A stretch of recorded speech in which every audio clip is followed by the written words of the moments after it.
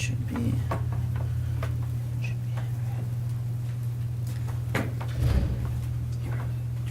Is that it? All right, there we go.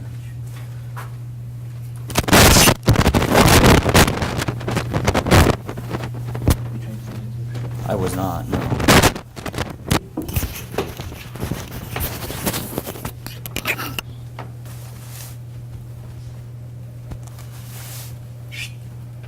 It's good to see TV people here. Yeah. Didn't tell me it's going to be a big deal. I didn't know it was going to be a big deal.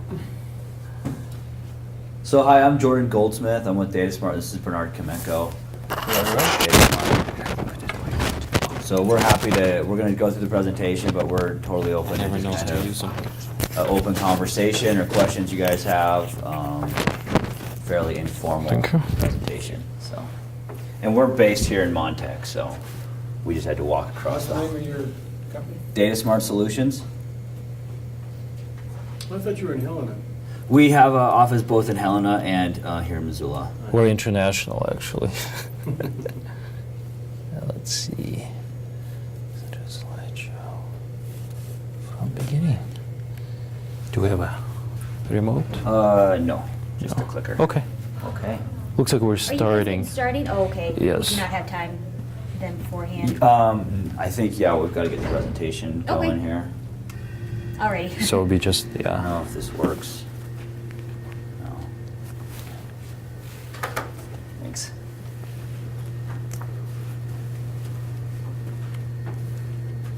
Would All you right. want to click for me? Yeah, on- I'll be all right. clicking. Go ahead. Okay, so I was just recently, can everybody see that? Is that focus? Okay. It's a little crooked. Little. There we go. Okay. So I was a member of the Big Data Alliance. It's kind of an organization that was created by the Montana Economic Partnership and also the Montana Associated Technology Roundtable, as well as GCS and Alex Phelps.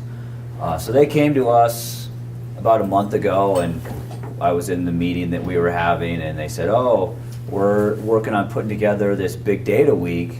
You know, we're still trying to get it, and Caitlin and Russ are working on it, and we're hoping that Missoula will be part of Big Data Week." And they go, "But we don't have anything lined up. We have no presenters. We don't know what's going on." So they said, "Do you have any ideas?" And I was like, "Oh, you know, we could maybe give you guys some information on healthcare, or if it coincided with First Friday, we could do some like infographic stuff. Could be cool." And that was about it. And then I get an email from Melanie Brock from MEP about 2 weeks later, and she says, "Oh, that sounds great, Jordan. We'll sign you up for your presentation." I was like, "Well, I'm not sure I was signing myself up, but that's what you get for going to the Big Data Alliance." So we came today to talk about who our company is, kind of what we do, and the industry that we're involved in, and a little bit about healthcare and how big data is changing the face of healthcare, and where DataSmart Solutions is jumping into that. So what is big data in healthcare? If you were at the Big Data for Dummies yesterday with Russ Fletcher, he went over that, you know, big data is everywhere. You're being tracked in your cell phones. You're being tracked on your internet searches, your consumer purchasing history. Big data is this, all of this stuff is coming in. Very little of it's actually usable. It's difficult to put into a structured format. But for healthcare, we're looking at stuff specifically related to anything that happens in a hospital or through a medical claims, or more and more now electronic health records. People are also starting to connect to mobile fitness devices where they're measuring the steps they take or how much they are active in a day. So again, numerous data sources kind of coming in. So you want to take this, put it together, make it meaningful, and then hopefully on the end you come out with effective solutions to help manage people's healthcare and, you know, ideally reduce healthcare costs, injury, illness, things like that. So kind of an overview of, again, all of these sources that are coming in. There's been a big push recently to develop health information exchanges on a state level, statewide, as kind of part of the Affordable Care Act. So there's hospitals are coming in, labs, physicians, different hospitals, patients. We're trying to get this all in a centralized area where it's, you know, then being something you can use and is meaningful. A big change in the healthcare landscape recently is the use of electronic health records. As you can see, in 2001, about 18% adoption in doctors' offices, to now it's a 78% adoption rate in physician offices. So these are software that can be cloud-based, can be mobile, used on a mobile device, can be accessed by both the patient and the doctor as well. So a lot of information available through these, but there's some issues. Next slide. And again, the change in kind of the face of the data economy is shifting. Previously, it was claims-based, so you wouldn't really know about somebody's health history or health issues until after they got a claim. And the whole claim system was really developed so that providers could get paid. It wasn't developed as a way of predicting somebody's health or issues that might be coming up. It was based upon how do we get paid for the services that we provide. So claims are a reactive kind of predictor of health care and healthcare cost, where these electronic health records, these are more clinical information based, and they are also something that's going to allow for a more proactive approach instead of a reactive approach, hopefully to be preventative in medicine instead of kind of reactive to something that's already happened. As I said, there's some issues though. If you look at the electronic health record systems, there's a bunch of different ones available. There's no mandate on which one you have to use, and less than 5% of these are fully interoperable with the data sources and data types that are coming in. So it's a challenge to bring all of this info in, which as people say, you know, big data, what are the issues? But we can say that you know, this is going to be one of the huge challenges of the decade, is getting electronic health record information integrated so that it can be analyzed and shared. Again, another kind of slide saying what are these sources of information. The internet is the #1 resource for health questions and concerns, a data source that's impossible to integrate right now. You know, it's an anonymous search, it's tagged to a person, but then that's anonymized. So we can't use that, but it's a source that if you see somebody searching about, you know, a specific information, you could possibly be able to reach out to them and say, well, here's some more information you might need. Yesterday, Russ Fletcher mentioned that Target, they were looking at purchasing data from customers that were buying things related to being pregnant.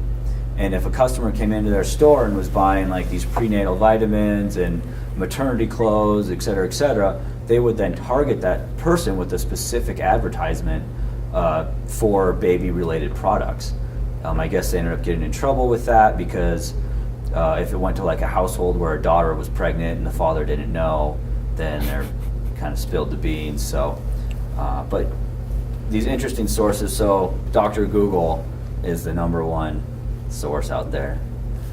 All right, so I'm going to pass it over. And the most reliable one too. Yeah, Dr. Google is good. So I'm going to pass it off to Bernard to get a little more in depth on how DataSmart does its analysis. Thank you, Jordan.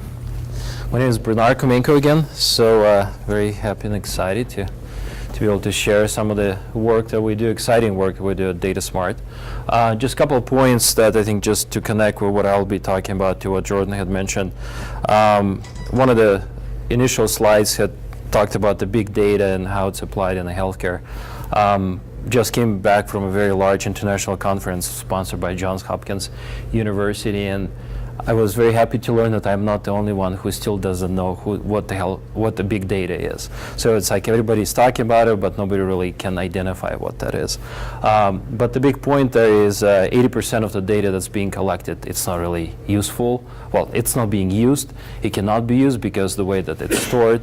Also with the electronic health records, so that's kind of a new upcoming source of the information.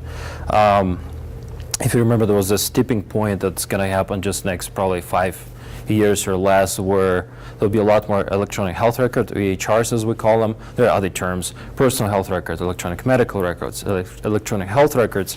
So, and some experts in the industry are trying to make, the separation. I think that's all basically the same. It's your health records put in the electronic format. But the reliance and the importance of them is going to go up and up and up. But if you recall, it's only 5% of those collected data sources can be even exchanged. So even though with the new HIPAA rules, with the new healthcare reform actions, and lots of money that the federal government has thrown into this area, the being able to exchange that data, so going from same paths to community, you likely still not have your medical records go along with you. So what some of the work that Data Smart does, of course, is we try to be smart with the data, as it comes from our name, but also we're looking specifically at the healthcare data. And the healthcare data, as Jordan had mentioned, for the longest time has been relying primarily on the claims information. And claims, the way that they're structured, collected, and then used primarily is for reimbursement of providers. They're not really designed to care much of the clinical data beyond just the need to get paid. So with more and more people that are entering healthcare system right now, thanks to the expanded coverage, and now everybody has to have a coverage or pay a penalty. Previously, people that have been uninsured, we're talking about millions of them, they're entering the healthcare system. Because we've been working with the data and looking specifically at how to predict those healthcare events, identify high costs that will be happening in the near future, not long term. So we don't care about Medicare, let's say, at this point. We're trying to save the health plans and identify the health costs in the next 12 to 6 months. But a lot of those future health high cost events, they're coming from people that really don't have any information. We don't have any information on them right now. And when I say a lot, it's about 60% of people. So we don't have much of the data, if any. And as I mentioned earlier, 80% of the information, so we have this conflict where we don't know much on this major group that are going to be costing a lot to healthcare system. At the same time, there is this pod that only 20% at the most of the data that's being used. So our goal in Data Smart is being able to to gap that bridge, or to bridge the gap, and then being able to mine the data to make a use out of it. So just to give you some examples of why it's important, let's talk about chronic illness. A lot of times chronic illness, people are talking about it after it's been diagnosed and or known to a healthcare provider. And it's no surprise that the chronic illness is a #1 leading cause of all healthcare expenditures. It becomes even worse when you have multiple comorbidities, and if they're chronic, so hypertension, diabetes, depression, so they all can come together. Then person can cost from, so the cost of the person can grow exponentially. This is just one of the examples. Somebody with hypertension, relatively low cost if it's only hypertension, but exponentially high cost. So 7, 8, 10 times more as you start adding additional healthcare cost or healthcare condition to hypertension. So again, just a little bit more stats. 83% of the spend goes for chronic health conditions. So this is just as an example. So at Data Smart, what we do, again, is that we collect the data, we analyze, and we help the companies to take actions on how to reduce their future healthcare costs. And when I say future, it's relatively short term, so over the next 6, 12, 24 months. So this is just as an example, and I guess I don't have a pointer, but kind of at the above layer, you see that we divided this. So when we get the data, we normally just divide the data and divide the population into different categories. So here we had stratified this group into risk cohorts. We call them resource utilization bands, or RUB.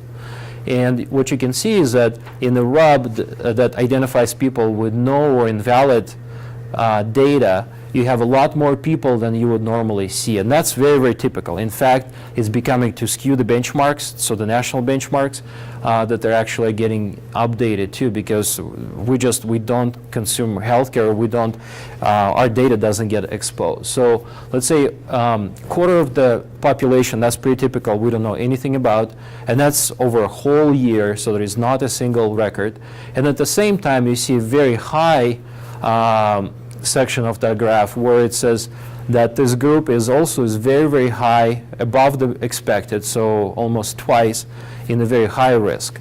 So what happens is that people don't go see healthcare, so they don't go see their doctors, they don't receive healthcare, but once they enter, a lot of them immediately they shift to a very high risk group, so to a very high risk category. So this is very typical. We're looking for those patterns, and when we see it as we come into employers, to health plans, whomever that we're working with, and say, you know, if we knew something that will give us earlier indicators of why the person could be high risk, we can outreach to them and start making an impact.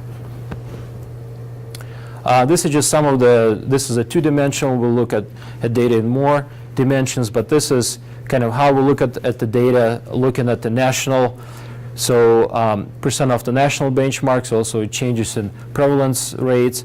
A lot of this is again done just on claims data, which is very standard to receive. It's relatively easy to obtain, but as we talked about, most of the people don't have very good clinical data. So imagine being able to look at this and try to make a decision, basically knowing in advance that the decision that you're making is not based on the full data. So you don't really, I mean, you're about just from the get-go, you're maybe 50% accurate. So, you know, trying to make a decision based on the information that you have.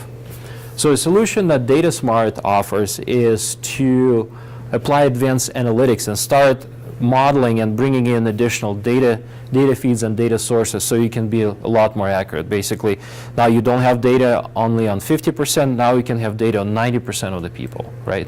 So again, a lot more accuracy. The biggest hurdle in that, and kind of how it goes with the big data, as one of the opening slides was, all these data channels that are coming in. How do you aggregate it? And our approach is to start working with the people, with the companies that actually aggregate healthcare data. So once we establish the connection, bringing the data in, storing it and linking it, that's actually is relatively simple. The first step, and I think we probably spend 60 to 70% of our time just outreaching to people, you know, being able to collect their data. So the process is very, very time consuming. That probably partially explains why only 80% of the data is used, or 80% of the data is not being used, only 20 is being used. It's really, really hard to obtain it. I don't know if they'll be surprised, but again, as I mentioned, now everybody talks about big data. Well, we've been working, kind of living in this big data world for a while. This was one of the studies that we've done with the local university. Very good outcomes. We did some, you know, couple publications, white papers, but again, we've been doing it for a long, long time. So I can tell you just from experience of doing that the big data will, you know, further will expand. We'll be living in it. It's just a matter of learning how to deal with it, how to work with it. Our advanced modeling and the work that we do, so once we collect the data, we actually have research and development team, but what they do is that they apply statistical modeling to bring the data together and to find those correlations and associations that we wouldn't know otherwise about. So this is an example where we take, let's say, your future cost over the next 2, 3, 6 months, 2 years, 3 years, and we bring those other data feeds like vision data, not just to say you went and had a vision exam, but actual clinical markers that come from the vision exam. HRA, it's a health risk assessment, so your self-reported data. So I don't know if any of your employers where you work, if they've been asking you to take an HRA online. Just about every wellness company has one. Taking biometrics data. Lab data is very, very rich, so you can, from your blood reading, from your blood test, you can say a lot about a person. But now putting it all together, making sense out of it. So that's what our research and development team does. And this is just as an example of some of the outcomes. If we take all those data sets and then start putting people into risk groups, so low would be 1, moderate risk 2, and a high risk 3, and then relating it and creating an association to risk scores and the costs that are that are actually the medical costs and the pharmacy costs, you can see that the predictive power is about 4.5 times from assigning somebody to low risk to assigning somebody to high risk. So just some of the value that we show that we've been able to deliver to our clients. This is just as an example. It's designed to be confusing at first, but there is some rationing to this madness. So table, we're very like tables. So Jordan and I work with tables every day. This is very simple actually, but what this one says, initially I showed you a slide that had divided people into the risk groups. So we would expect the way that the cost will behave is that people in, let's say, low risk will cost less than people in a high risk. Well, that's not always the case. So as you can see, adding additional data elements that are, let's say, grabbed from this big data set. In this example, it's a lab data. So adding that one variable to the overall picture of your healthcare risk, of your morbidity, can actually make a big, huge difference. So this is an example that's highlighted. So somebody in a resource utilization band, or think of it as a risk group that is designed as very high with a low lab reading, will cost only half of what a person in a moderate, so by default is expected to cost less. But with a very high lab reading, costs twice than what a person in a high risk. So in this, the applicability is, imagine that in all you have only limited resources to go and to start managing people, right? So you can refer them for disease management program, for case management program, if you identify somebody of high risk. So with this additional data elements, it can be a lot more accurate. And you can only send now people for appropriate intervention that are really needing it. So how the process works, we talked about chronic health conditions. They're mostly prevalent in the moderate and high risk groups. So the red bar, that's a group that we would measure, or a group of people, whomever, without adding additional data elements. And the green bar, that's with adding additional data elements. So you can see how the shift happened. As we talked about the underdiagnosed or people that we don't know anything about. So people had shifted from, let's say, being at 36.7%, now they're up by about additional 5%. So those 5% are the people that we didn't know that they existed before they had chronic health conditions. So this is some of the exciting current work that DataSmart does.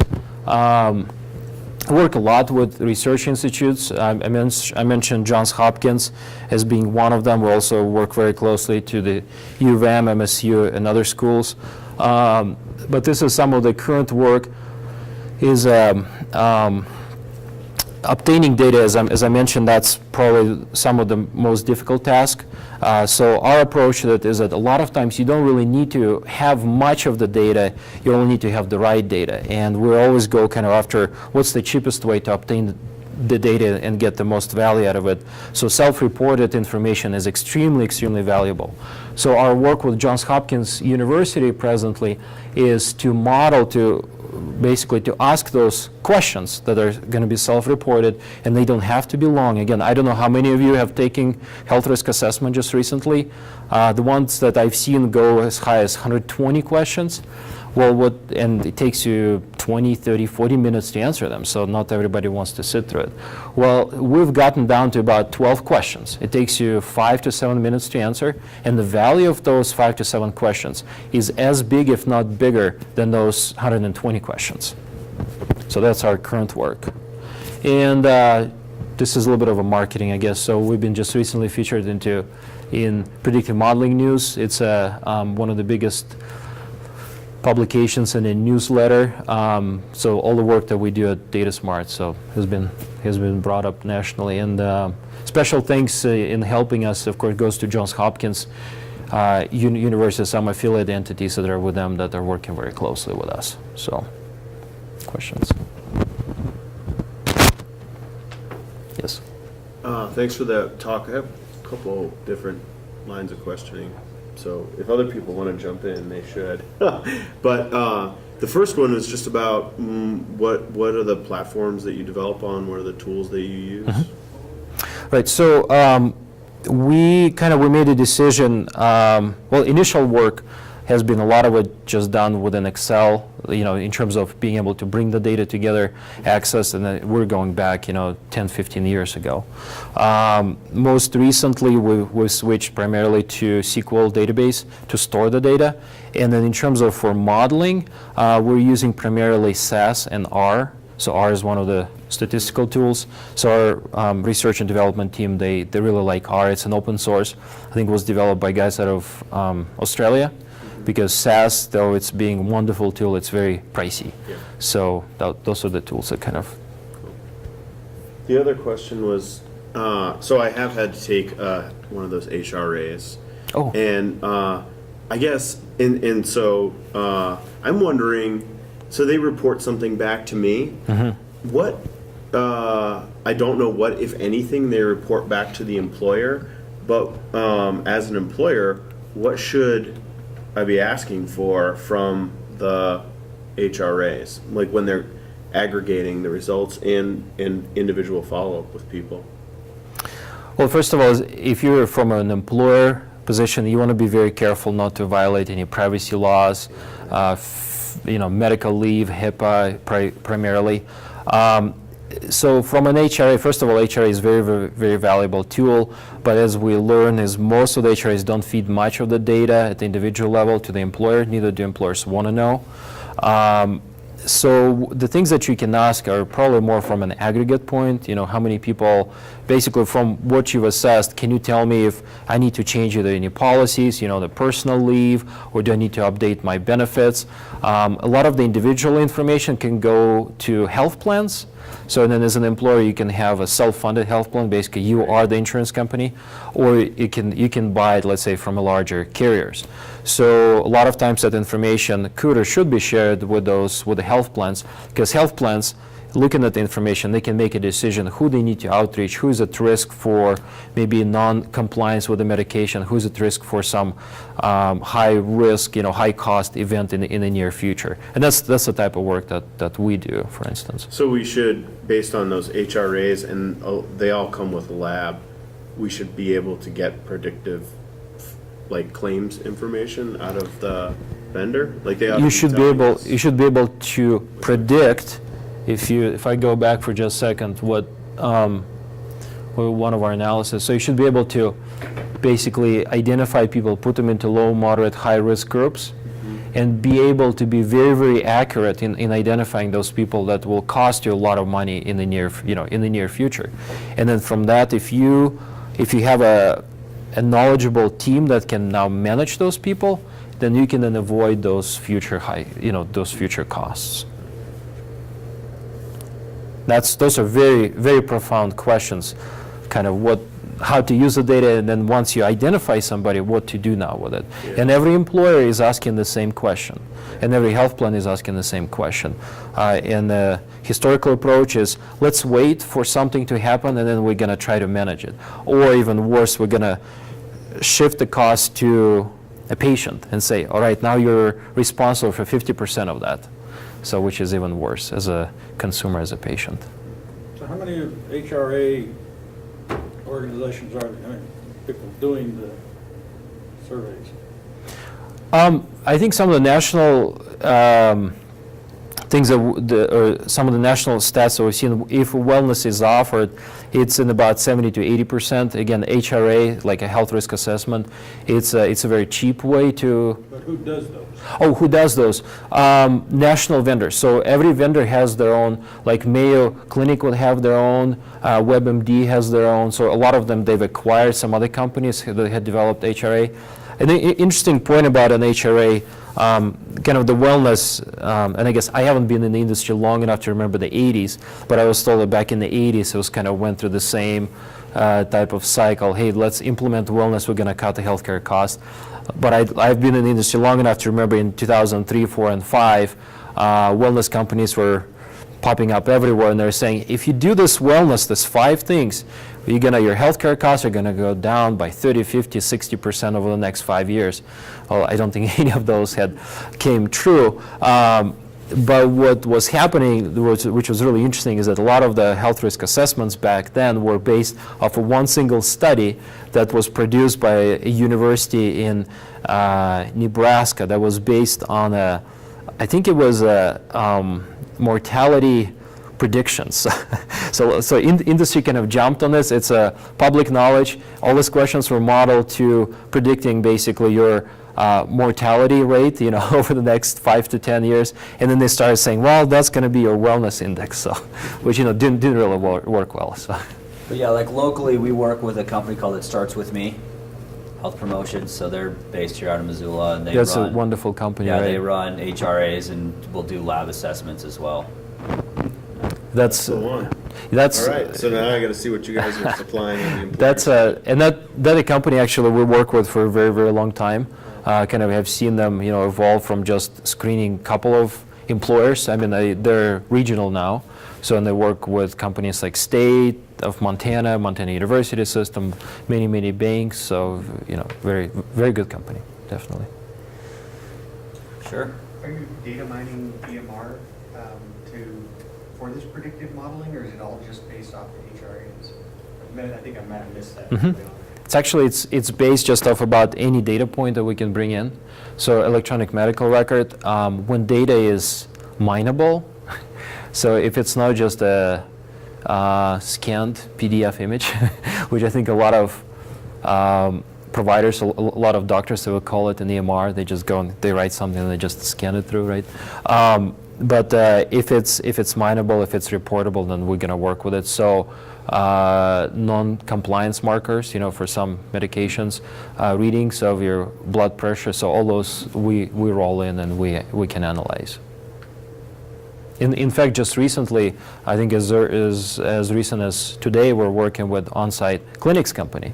And On-Site Clinics, they don't generate kind of a typical claim record, but they said we can feed you a lot of clinical data, and they have markers like we didn't receive before. For instance, a marker for is it a visit due to an injury. So like they just have a marker that says, yes, this was due to an injury. So if you know about the insurance, a lot of times insurances try to shift their risk, or who's going to be paying. Is it going to be a work comp claim? Is it going to be a health plan covered by an employer? So those things, they can really help us with what we do. So, I'm sorry. No, go ahead. How do you have access to the data? I mean, That's my question. I mean, I don't have a clear picture of exactly, because presumably you don't have individual information. We actually do. You do. Yes. And how are you able to do that? What kind of clearance do you? We work with health plans, and we comply with HIPAA rules as a primary privacy rule. So when we work with health plans, we essentially work on behalf of the health plans, helping them with management of the health plans, and HIPAA allows for certain reasons, so certain business reasons, to share personal health information with other entities. So we become that other entity in a privacy world. We're business associates, so we're all bound by the same rules. If there is any break-in, we have to notify. So it's no different than if you work with Blue Cross of Montana or United Healthcare. Yeah, and I've actually had a bunch of people ask me this question as well. And I started working for Data Smart Solutions about 6 months ago, and I recently went to the doctor for an office visit, and they usually have you sign something that you don't usually read the full way through, but if you do read through it, it will say, I am consenting to the release of my data in that release that you are signing. So next time you go, read it through, and you will see in there where you actually will be consenting to the release. And most people have signed that release to be able to get on the health plan in the first place. That's the only way it can be shared Yeah. within the HIPAA Yeah.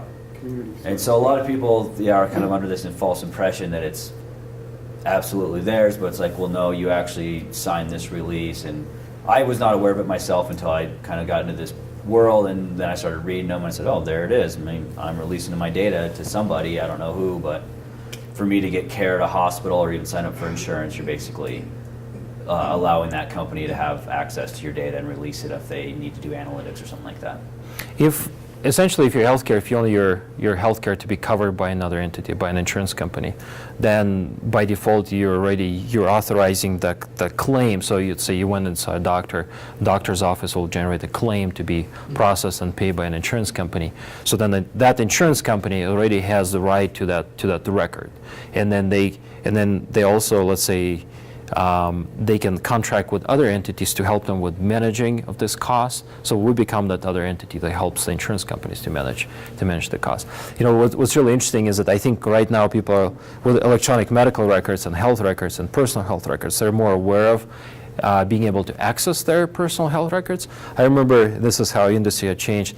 It was actually a big eye-opener for a gentleman that was a wellness coordinator for one of the companies, to be unnamed, but he was very surprised that as a patient you can actually have access to your own personal health records or your own medical records. And I think it's something that was mind-boggling to me. As a patient, you should be able to see your own records, but he thought that that's not the case. So. Yeah, and I would just add to that we take HIPAA and privacy very seriously, DataSmart, and we train everybody, once a year on HIPAA compliance and HIPAA policy, and it's something that it's on the top of our priorities. So yeah, we don't want to be another target in the news. Yeah, definitely. So I believe this guy had a question. Well, actually, no, not that. Okay. So let me go to the one that's on the top of my head. So you mentioned at the beginning that your 2/3 of your work is getting data. Correct. So are you doing that on behalf of the insurance companies, or are you doing that independent of the insurance companies? And when you talk about, your structure, the matrix of data that ultimately sits somewhere, it's an individual record, and you're just kind of trying to match it all up, and then use that, and then how much out of sample prediction are you doing to, create your little health risk scores? So kind of all of the above, except that we can't just go and request somebody's medical records without having an authorization from an entity that actually have the rights to those records. So my example was an insurance company. We don't work with any insurance company in the state directly, but work, let's say, with an employer that then authorizes us to go to that insurance company and ask them for the records. Work with some other insurance companies outside the state that came to us and said, well, our trend, basically our healthcare costs are going up and up and up, and all this wellness companies coming, and we're doing everything that they say. Consultants are coming, and they should have been paying us by now because they've predicted that we're going to save 20, 50, 60%, but it's just not happening. So what can we do? So we take them their data, we analyze, and we make those predictions based on the data points, right? So based on the data that we aggregate. So that gives us the right to do it because we contract with an entity that either have rights or already are storing the data. So we can't just come in and say, I want to get your medical records. You have to do the legwork, right? So We have to do all the they don't legwork, do the correct. legwork for you. You have to go. No, and sometimes in the politics, the way it works is carrier, like a large insurance company, would not want to release the data, but their customers do want them to release the data. So we're kind of, then we have to do a lot of the political maneuvering and working with all the entities, connecting with them. So I think that's probably the most difficult task, and Jordan has mastered it like no That's one. kind of the second part of your question, like how do we store this and link it together? And that's another huge challenge that we're dealing with every day, is that if you can imagine, we're getting claims from multiple different insurance companies. We're getting health risk assessments from multiple different vendors. So we're getting everything in a different format and a different file type. And so that's a huge part of what we do, is then normalizing that data so that we can use it and make meaningful predictions with it. But we're able to, a lot of the claims data it's the same stuff, but it'll come in a different format, so we can kind of cross map it to our format. The health risk assessment, we're sort of able to cherry pick the questions that we know we need. But it's still, we're getting everything's coming in a different format. And we're looking at, like, there's two different types of diagnosis codes, ICD-9 and ICD-10. So we're looking at making sure that when that happens, which was supposed to happen this year and is not, but that we're also able to keep our tables and all of our updated importing procedures so that we're able to keep those claims coming in and change over to new formats and stuff like that. I think just to give you an idea too, you mentioned ICD-10, I'm glad. The world is moving to ICD-11. So what is it, 5 years into talking about switching to ICD-10, we're still talking about switching to ICD-10, and that has been postponed, I think, 3 times by now. So.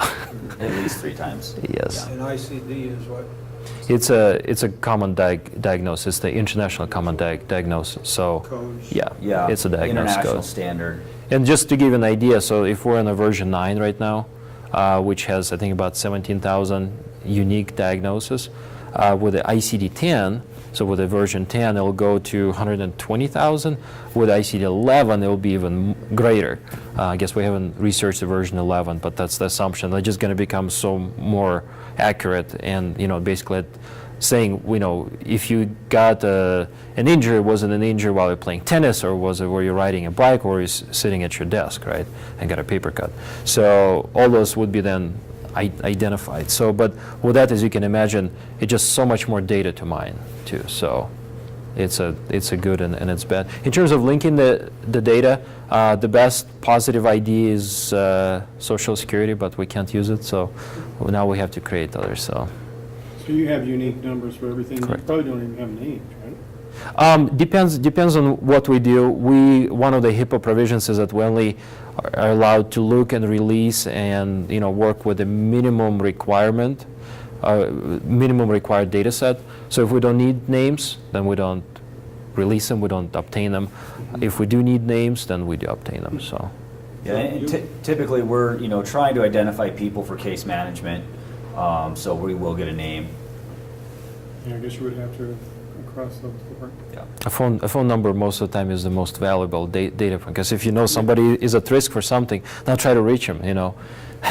Sending a letter might be too late. So, and when you're doing your predictions, are you limited to just say, oh, this is the employer that hired us, we can only look at their data, or do you get to put everybody's data in a big pool to try and do your prediction? And if so, how many people do you have? We have millions of covered lives, different data sets, like whether it's a demographic, like the census data versus medical versus pharmacy claims. They have different numbers. For instance, on the pharmacy claims, I think we're close to 1 billion of pharmacy claims records.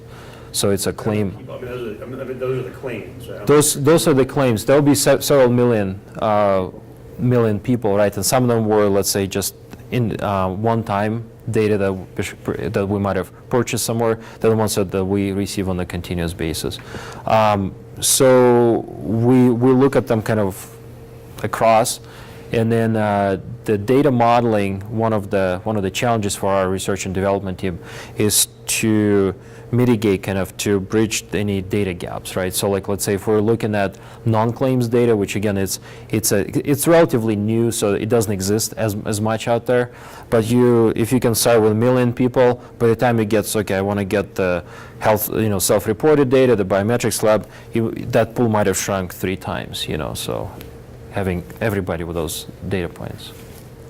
Do you use non-claims data that's not health data, like consumer data? And do you have a relationship with consumer data brokers, that kind of stuff? We are looking at it, correct? And then actually next week we are meeting our research and development team. So there has been shown big correlation, let's say, between even something as basic as your zip code. So your zip code, and let's say not necessarily how ill you are, but how you're going to be behaving once you enter a healthcare system. So you might have exactly the same diagnosis as somebody from another zip, but the way that you're going to be consuming healthcare will be totally different. So we're looking at that. Sometimes they're, we're also looking, I guess, at credit scores. Could be a big, huge predictors. So all those, yes, we're entering that area too. Do you have environmental data? Like air quality or, no, but it is. I was exposed to. Funny that you asked too. I don't know if you know ISO is one big. It's a they became Verisk Analytics, and they actually, we work with them too, so they work in healthcare and the insurance and the banking industries. One of their biggest researches, kind of the new coming up, is looking at patterns of consumer behavior, which again, healthcare behavior is part of the consumer behavior, and weather patterns. So, which can also then be influenced. So, no, as a company, we haven't entered that, but there is an area of the research that's looking into it. We haven't done that yet. Has the HIPAA stuff made a difference in terms of the, like, sort of choices you make about hardware and whether you have to host stuff or you can? Yep. Yeah. So can you talk about that? Yeah, it does. So compliance costs have added, huge cost to doing business. So to have a full, and it's not just HIPAA. There is also there something as you might have think something as remote as Sarbanes-Oxley Act. No. So right, yep. Yeah. So basically, if we're making decisions that are impacting financial well-being of a company, then we need to comply with some provisions, and there are audit standards.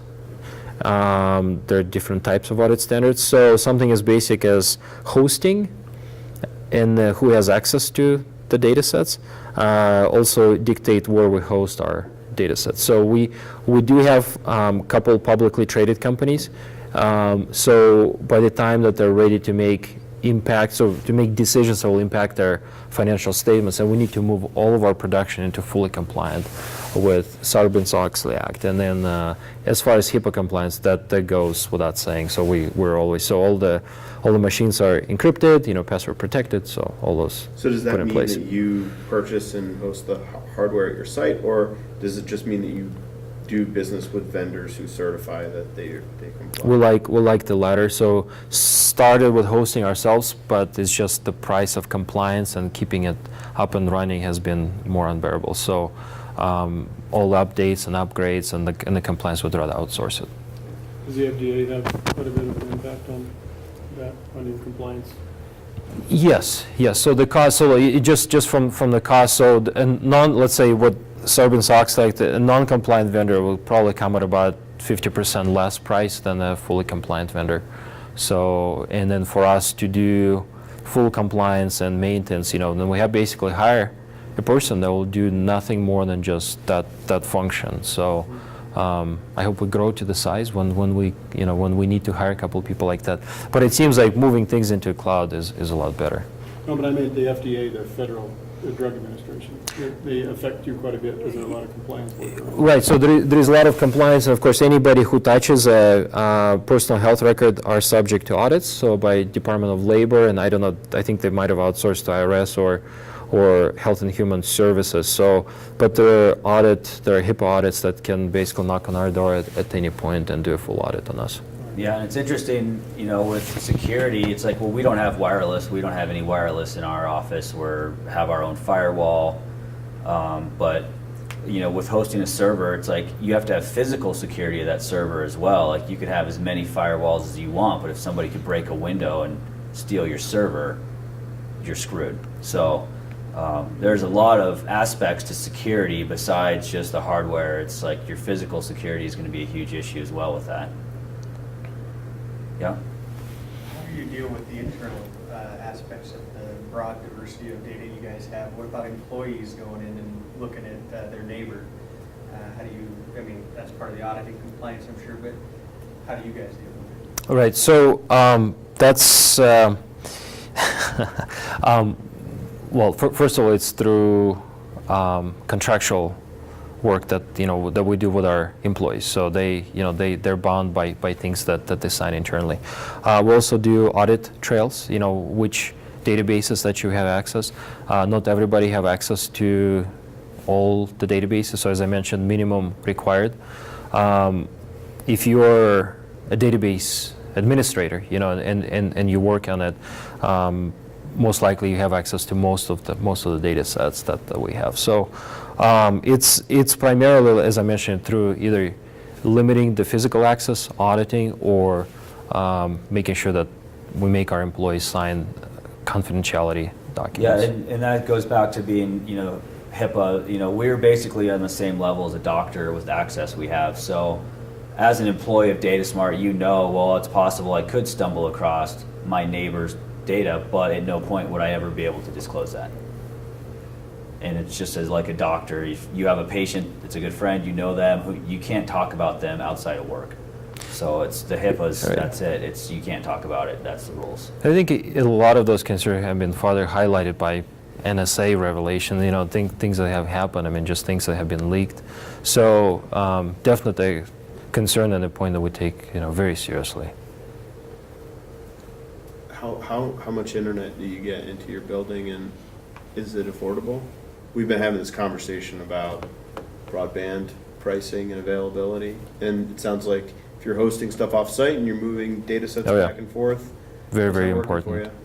Well, I think we're very happy to be in this building. I think we have the fastest internet in the world, probably.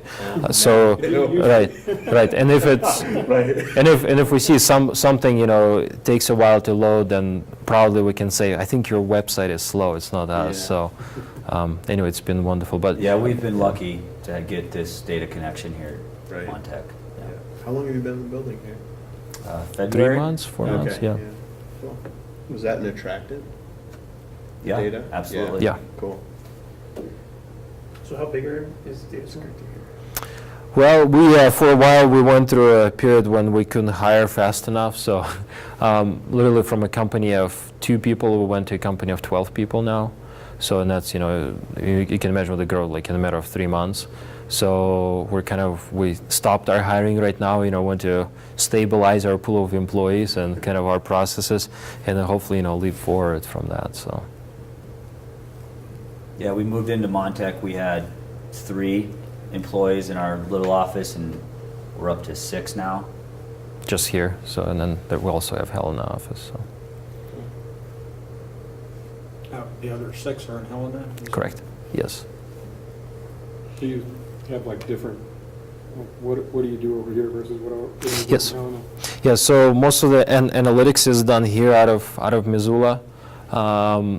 Most of the data normalization, data loads is done out of Helena. Plus, we have clinical team in Helena, and in Missoula, we also we formed our research and development team. So they're throughout different campuses. So mainly, we have a person that we're working with very closely out of Kalispell, a person that is actually in the Bitterroot, so we work with that person, and also one here at U of M.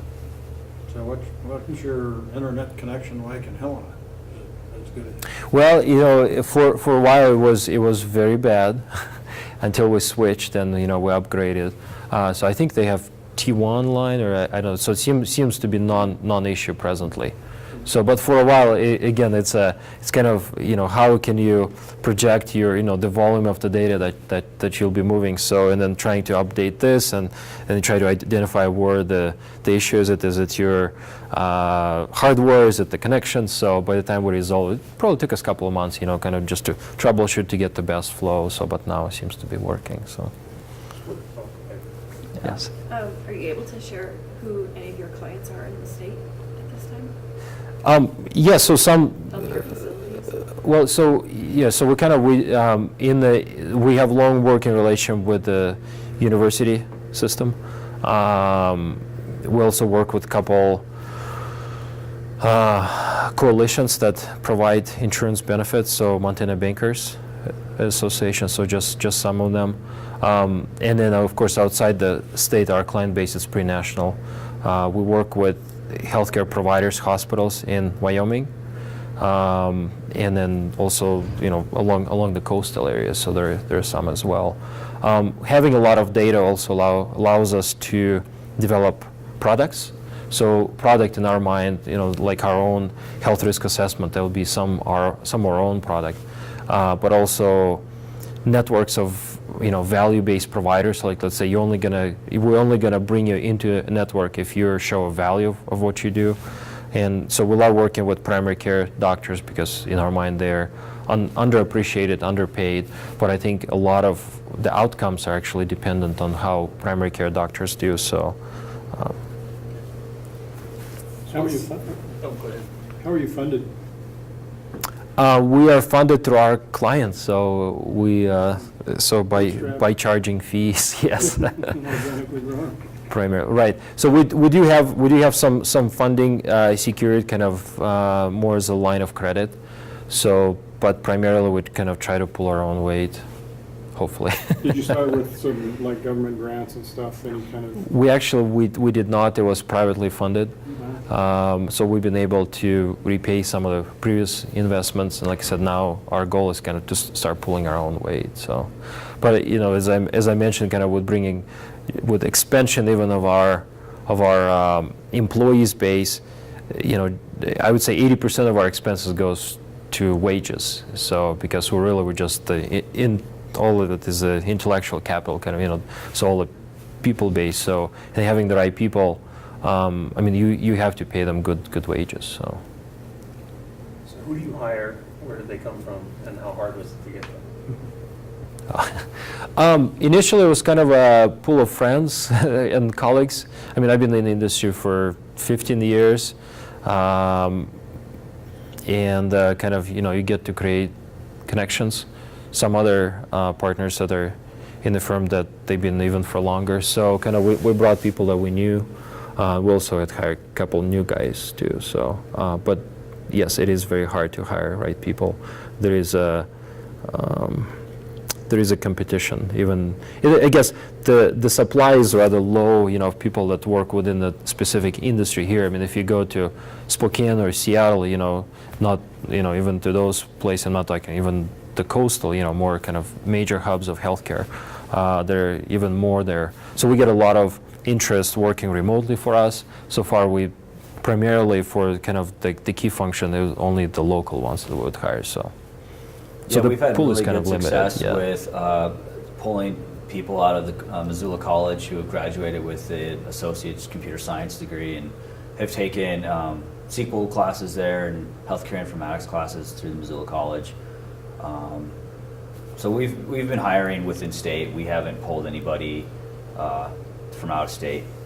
We're pretty savvy with getting people who want to stay in state, who are from in state, and who are motivated and interested in, you know, getting involved in kind of the early phase of Data Smart and being able to see it grow. So I think it's kind of it's unfortunate. I mean, I graduated from the University of Montana local campus, and I don't think I had a single class on either insurance or healthcare. And you know, such a big part of our economy. So people coming in, if they've taken any healthcare informatics classes, they might know some stuff, and it's really interesting to talk. We have one guy. One of his senior projects was to create fake healthcare records. So we came and like, well, here's 1 billion of actual records. So it's really interesting. So, but yeah, I mean, most people they come in, they don't think it's appealing, but once you start explaining and they learn more, it's like, oh, we didn't even know about it. So. Yes. How much training does it take to get an employee up to where they're productive? Well, with Jordan, it took about maybe 2 days, and he hit the ground running. But normally, it's probably anywhere from 6 months to 2 years. So you have to make commitment, investment, and a good point is starting to work with local college, so College of Technology, bringing people in, training them, you know, doing the internship. It's a great way to introduce them to what we do, how we do. I mean, we're still a small office, but we don't really expect them to start grasping till probably 6 months later. So they can do things, but they don't know why they're doing them yet. So. yeah, we give people a pretty quick crash course, and we don't try to train people in Excel or SQL. We try to find people who can teach themselves. But yeah, hopefully they graduate with that knowledge too. and I know that my skills just working here have increased exponentially in SQL and in Excel as well. And yeah, we'll give people like some pretty tricky spreadsheets and SQL queries to work through, and the first time they do it, it'll take them a week or 2 weeks, and Second time they do it, it'll take them a week, and then the third time they do it, it'll be like 3 days, and then we get them down to the point where it's like you can do that in a couple hours. So just working through it and working with our templates and procedures and learning the languages and stuff like that. But it's been wonderful. Every time you bring a new person on, I mean, it's a two-way street. So we're learning as much from them too. So How many people do you have that are really doing the kind of industrial strength analytics, the SAS and all that? so we have 2 people that are doing kind of very heavy-duty research and development work. We have 1 person that is kind of more policy guy. So so far, it's been pretty good. So it seems like if 2 people can do the work, it just means that they don't have the right tools and the right setup. So then kind of we go back and say, well, let's revisit. What do you use? What else do you need? So. All right. Well, thank you guys for you. Yeah, listening. thank you. So. Very nice, guys.